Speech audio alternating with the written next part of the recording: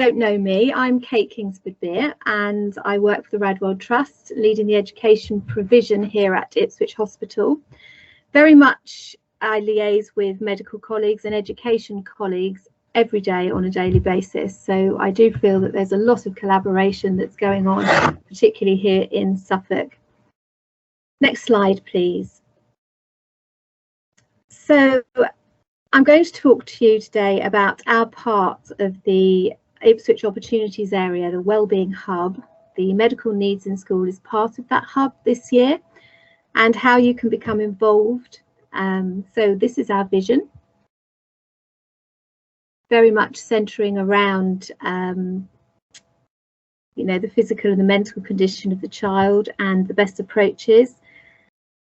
So a little bit about the project so far. It was launched in October last year. There were 24 schools that have been actively involved in the project.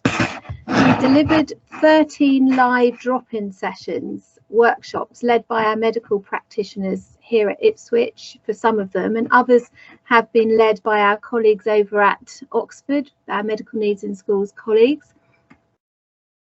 We've trained up many mental health first aiders as part of the project. We've trialled the Robots in Schools project with some of our young people with medical needs in our local schools, and many pupils have benefited from having an individual healthcare plan in our schools. So we do feel very proud of what has been achieved, but we are under no illusion that there is a lot more left to do. So next slide, please. So that was last year's achievements in a nutshell. What about this year? How can we move the project forward? And what will be the benefits for you? Well, firstly, the most important thing, obviously, is to have what's the benefit for the child. It promotes inclusion, and that's got to be the most important thing. So having our young people at the centre of our thinking, really. For schools, it's free, there's no cost, but we do ask for your commitment and where you can to pass on your knowledge to others in the form of peer support. You'll be offered a full programme of training on statutory guidance to ensure compliance with the Department for Education and obviously looking at best practice. You'll have access to toolkits which explain medical conditions, and they give you practical ideas for support. For example, we've got some running for chronic fatigue syndrome, chronic pain, anxiety, etc. And you will also have access to drop-in workshops, as I said before, run by some of our medical practitioners here at Ipswich Hospital and beyond. So I'll just show you the next slide, which is an example of some of the workshops that we have put on. I don't know if you can see that particularly well, but these are the ones that we have done last year. So we had one on puberty and growth. Our own Dr. Jackie Buck, consultant paediatrician here at Ipswich Hospital, led that one, and it was really good because staff from schools could just ask questions directly to the consultant. We also had one on self-harm, eating disorders, and you know, this is just an example slide of what we put on, and there is more to come. Next slide, please. So if you sign up to the project at Tier 1 level, so we're doing 2 tiers this year. Tier 1 level, these are the benefits for you. You'll have a day's audit from a member of the Medical Needs in Schools team. We'll go through the self-evaluation form with you. We'll help you to write an action plan of anything that needs addressing. We'll give you support, and we'll evaluate your progress at a future date to see that you've managed to put in place the things that your school think are necessary to support this group of young people, and a review if you would like one. You will also have access to Medical Needs in Schools consultant for support and advice whenever you need, so at the end of the phone. And you'll benefit from a local and national network of partnerships with schools, health professionals and hospitals. Next slide, please. So this slide obviously continues the benefits, so you'll never be alone. We will do what we can to support you with any concerns regarding your young people at your schools and their medical needs. the second bullet point, you'll be fully supported in how to write good individual healthcare plans. So an IHP will be referring to those. These are statutory documents. All children with complex health needs should have one, and it's the school's responsibility to hold these and to review them regularly, at least annually, and we'll help you write good individual healthcare plans. And we also work together with our health colleagues to support schools and their students, and we ask their advice. We ask them to look over IHPs, for examples, and to check best practice. Our consultants, our medical team here are always willing to help us, so let's work together collaboratively. Next slide, please. I've talked a little bit about the Ceph process already. So this is the 5 stages that we will go through. So we identify the schools, or you put yourselves forward. You have a self-evaluation form to complete. We'll do a school visit if it's possible. If not, we'll do it over Teams, and the majority of them were done last year over Teams because of lockdown restrictions. And we will compile a report and do a follow-up with you. Next slide, let's look at the 5 standards. Within the self-evaluation, we look at your policy. We'll check that your supporting children with medical needs policy is fit for purpose, really, and really is statutory compliant, and it fits with your practice. So we'll help you with that. And standard 2, we'll look at individual healthcare plans. We'll help you with these, and we'll check that you know how to write a good plan. I just admit somebody. So you will have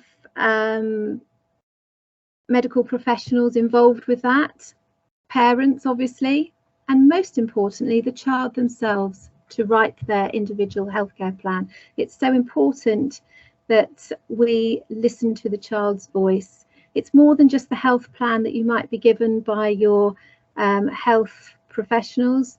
It's paramount for our young people with medical needs to have a good plan in place that is reviewed regularly. So we will help you with that, and it's not an onerous task. It can be really, really useful to support these young people. Next slide, please, Laura. Thank you. Self-evaluation standard 3, we look at roles and responsibilities. So we look at the governing bodies, head teachers and school nursing service. Next slide, please. Standard 4, we look at equality of access and those bullet points underneath. And finally, standard 5, promoting attendance, every child's right to a full-time education offer. And we look at part-time timetables, planning for this, our duties, and early help, obviously. So at the end of the Ceph process, schools will receive a certificate just to indicate that you've met these 5 standards. And if you choose Tier 1, you will have greater understanding of how best to support this group of young people, and you feel confident that what you are doing for them is the best practice that you can give. We are fortunate that 2 of our schools, Kyson and Hanford Hall, are represented here today, and they've gone through the Ceph process, and they'll share their thoughts with you later. Next slide, please. So moving forward to this year, those who wish, we are offering an extended offer. So this is Tier 2. So our aim obviously is to grow our existing medical needs in schools network, to train 8 partner schools initially within our network to become fully skilled themselves in supporting children with medical needs within their own schools and beyond. So these 8 schools will be our Tier 2 schools. We limit it to 8 because we feel that that's what is manageable, but obviously we can tweak the numbers later on depending how many sign up.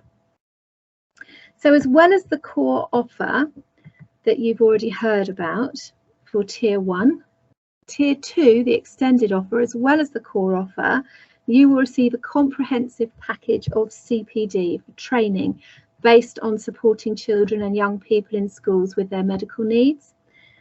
The next slide, if we can move on to the next slide. On this slide, you can see the proposed training and the CPD, which is the outline for Tier 2 schools. So this is what we shall be offering, a mixture of face-to-face and online training. Through this training, we feel it will increase your confidence in your own practice. It will also enable you to share this practice with a partner school later on in the programme. Schools that have already been part of the project this year may of course send a different member of staff depending on the course session. So for example, what I mean by that is if you've already completed a certificate, perhaps administering medicines in school, for example, someone else in your school might like to take that course instead. So we are flexible. So if you just have a quick look at some of the things that we're offering, obviously we're doing mental health training again. So again, if you're already trained as a mental health first aider and you want to send somebody else, that's fine from your setting. And you can see that we've got a mixture there of online and face-to-face courses, often looking at mental health illnesses as well. It's not just physical illness that we're looking at mental health, so self-harm, suicide, eating disorders, that will be running later on in the year. So I think a mixture of 10 sessions there with the drop-in sessions via Teams in between.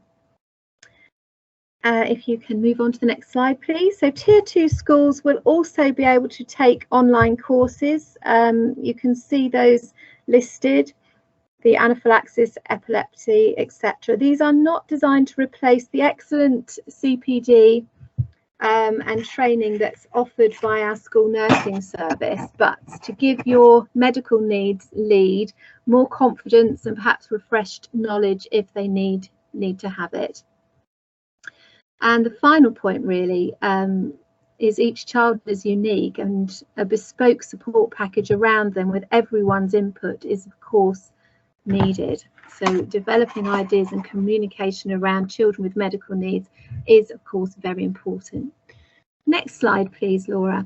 So for our schools that sign up with Tier 2, and anyone can sign up for this, you will also receive a Supporting Children with Medical Conditions manual. Here is one. You can see a picture of it there. You'll get that one copy per school. This will help give ideas as to how to support practically each individual depending on their medical needs. So their medical needs will be listed, a little bit of information about their medical needs, but some practical ideas of how best you as a school can support them, and that can be written into their individual health plan. You will also receive mental health training, a half-day raising awareness course for a member of your team. So that will be delivered by myself or one of our mental health accredited trainers. Next slide, please. So finally, Tier 2 schools will receive training in how to use our robots in schools. You may already have heard of them. If you haven't, I'll briefly explain what they're about. So here you can see the AV1 robot. That's the white robot in the middle. And that sits in a child's place and enables the young person to be able to access the lessons whilst they're unable to attend school. And you can also see the other type of robot that we have, which is the double 3 robot. It's essentially like a Segway with an iPod head. So it's the one in the middle there. It's being used in action by one of our students in the hospital schoolroom here. The robot itself is attending school. This was actually a school in Chantry, and the robot attended in the young person's place, and she is controlling it herself. You can see in the picture that she's in the schoolroom here at the hospital, and she's interacting with her, I think it's her history teacher. All very exciting, and of course that means that she can interact with her peers as well, which is very, very important and decreases that feeling of isolation for our young people. So you will receive training in using these remote technologies should you wish. Next slide please. So where is the question? It's going to be based at a variety of venues really in the Ipswich area. We have a resources library that you can have access to, and of course our robots that I've just mentioned. Some of the sessions will be online. It would be lovely if we could have them all face to face, but that's obviously not possible. So we've thought long and hard about which that we can do face to face and which we can do online. And as I said before, there's drop-in sessions in between the CPD sessions for Tier 2 schools. So next slide, please. What we're looking for, just a reminder really, that schools really who would like to be part of this and take the Ceph process, you'll receive training on statutory guidance. You'll receive access to the drop-in workshops and access to toolkits to help you write individual healthcare plans. So these schools we'll call Tier 1 schools. Next slide, please. Our Tier 2 schools, those who are passionate about inclusion and supporting young people, we need you. You'll undertake the Ceph process yourselves if you haven't already done so, with the view of peer supporting another school in the process by the end of this academic year. Schools committed to the Medical Needs in Schools project, who will continue peer supporting other schools through the process next academic year, and we therefore will grow our Medical Needs in Schools network, which is what we want to do, just expand it to more and more schools. And these will be our Tier 2 schools. Thank you, Laura. So what next and how to sign up? There is an application window, so it starts as soon as we're finished really. We'll be sending you an application form, and we ask that you complete this by next Friday at 12 noon. So there's only a very short application window, so please do this as soon as you possibly can.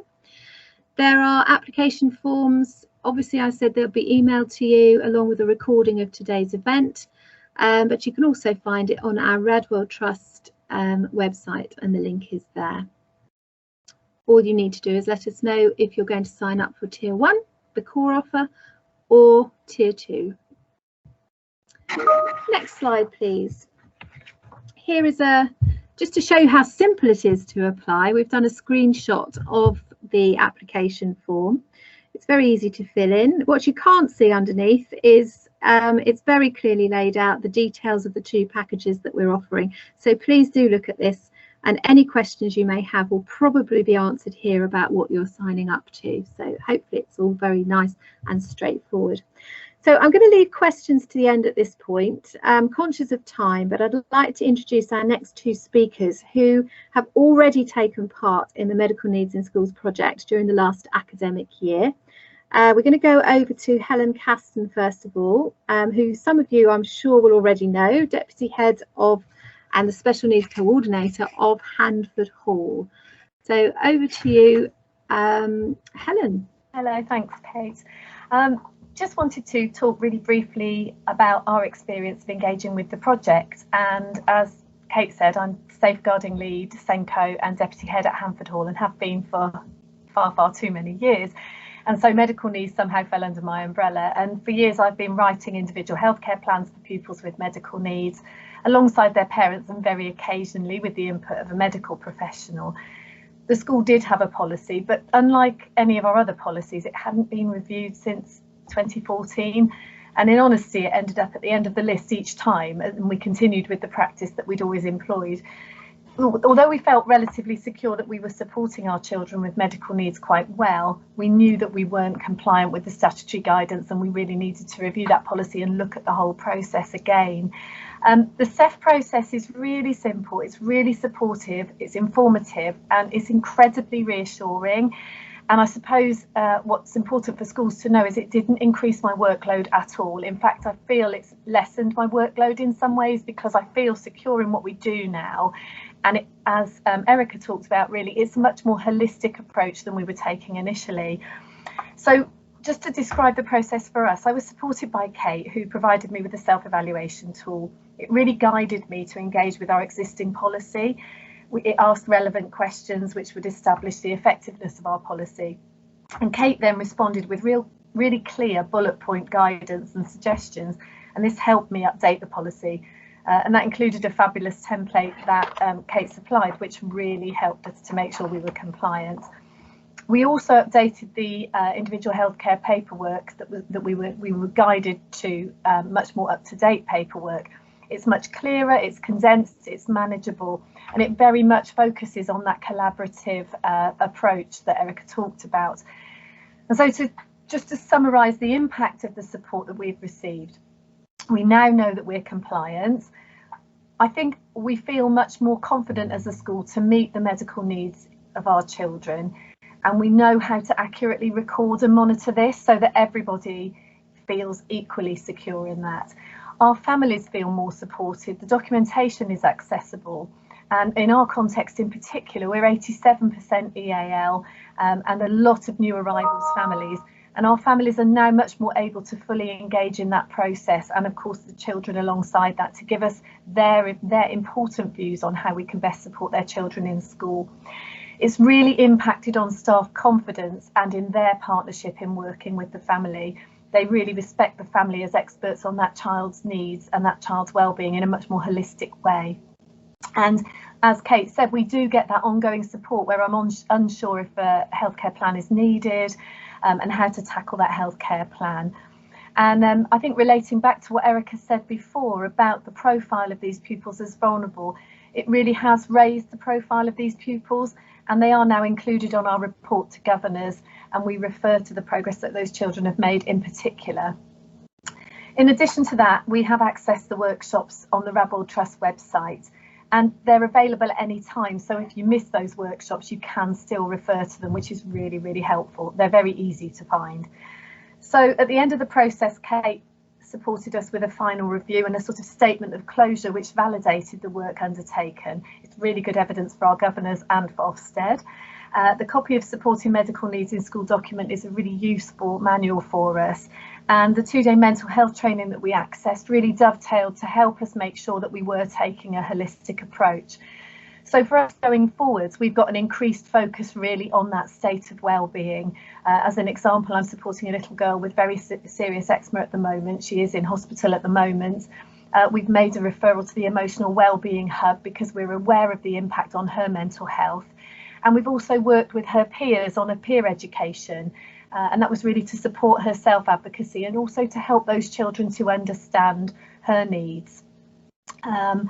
In terms of participation, we're still working to engage with some of the medical specialists, and that's not a criticism. We know that their workload is immense, so it's just making sure that we really get that triangulated approach to supporting the children.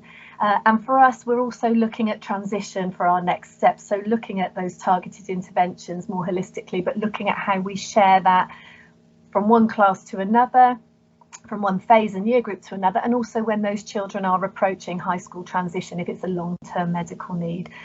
And within school, obviously, we're utilising our communication systems. We use CPOMs as our communication system, and we're really highlighting medical needs through our CPOMs, again, to make sure we've got that holistic approach. So I would really say it's well worth signing up to. It's been really supportive, really helpful for us. Thank you, Helen, for your lovely testimony there of being part of the Medical Needs in Schools project. So really do appreciate your time this afternoon. And finally, we'll go over to Tom Gunson, who is the head teacher of Kyson Primary, who has kindly agreed to talk to you today about his experience of the Medical Needs in School project, and also to share the good practice that his school has undertaken in ensuring every child, especially those with complex medical needs, are fully included in his school. So Tom, welcome and thank you for giving us your time today. Yeah, thank you, Kate. And I just want to echo really everything that Helen and Erica have said before you as well. We joined the project last year. We're a 2-form entry school, and we have a number of children with specific medical needs who we're supporting all the time. But there's quite a lot of children beneath that who are often having other needs, whether they are mental health needs or needs that just crop up. And we felt that we needed more assurance, guidance and support, so to make sure that we were supporting all children as best we can. And really, when we joined, there were sort of 2 aspects to it. One was from a statutory point of view. to make sure that our documentation was tightened, to make sure that we were using anything that we were producing in a way that was a bit more smart to actually better impact the provision that was put in place for children, rather than just being a statutory document that we have to do. So Kate really helped us to sort of turn those documents and plans that we were producing into something that was much more purposeful for the children.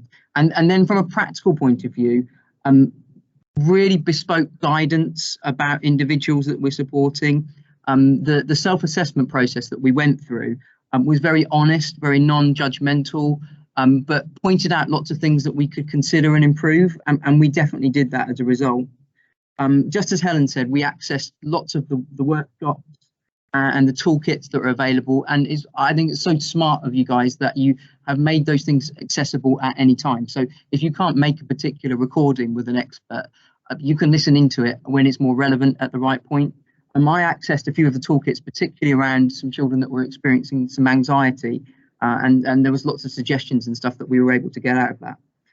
We obviously, as part of it, had access to some mental health first aid training, and we took a decision actually to send not just one member of staff, but two members of staff. We brought in an extra to that, and it was hugely rewarding. I attended it with my Senko, and it gave us the chance to actually stop and think through what we were doing as a school, and to consider mental health much more greatly as a medical need in school that we needed to be addressing in a bit better way. And I think, just to summarise, because I don't want to go on for too long, when Erica put her slide up earlier on, that was about schools not necessarily being joined up and communicating right, through doing this project, we suddenly felt like we had access to support, signposting, advice. We suddenly knew where to go if we weren't sure, so that everything feels much more joined up now, rather than dealing with sort of individual isolated cases. So Kate, thank you so much. We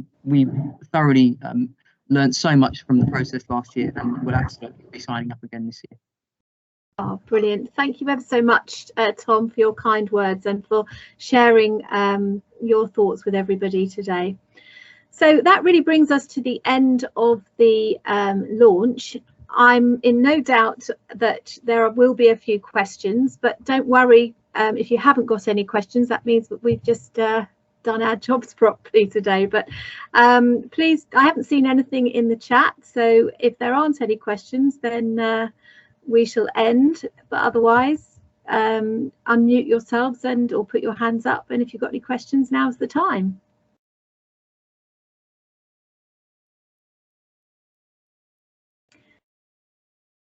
Okay, well, I don't think there are any questions, so thank you very much for your attendance this afternoon. It was a pleasure to be online with everybody this afternoon, and thank you for giving up your time on a Friday afternoon, and thank you for those of you that are listening back to this on the recording. And please don't forget, please fill in the application form. There's only a short window, so thank you very much and goodbye.